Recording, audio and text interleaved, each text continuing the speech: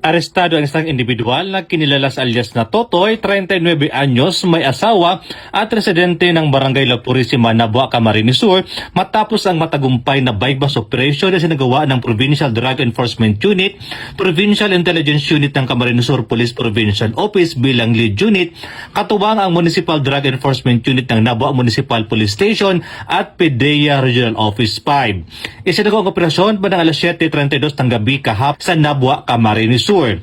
Sa operasyon, matagumpay na nakabili ang ituturing poser buyer ng isang heat seal transparent plastic sachet na naglalaman ng hinilang shabu na nagsilbing batayan ng agarang pag-aresto sa sospek. Sa sinagawang body search, karagdagang isang sachet ang kaparehong substansya ang narecover mula sa kanyang pag-iingat kasama ang buy-bust money at budel money. Tinatayang aabot sa 92,956 pesos ang kabuang halaga ng nasamsam na hinilang illegal na droga. Ang lahat ng ebidensya ay agad na minarkahan, inventaryo at ididokumento sa lugar ng operasyon sa presensya ng mga mandatory witnesses alinsunod sa Republic Act 2165 at umiiral na chain of custody procedures.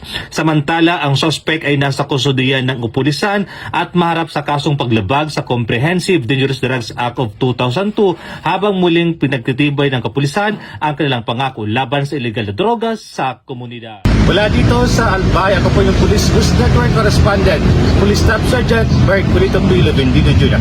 Alagad ng batas, tagataguyod ang balitang pulis.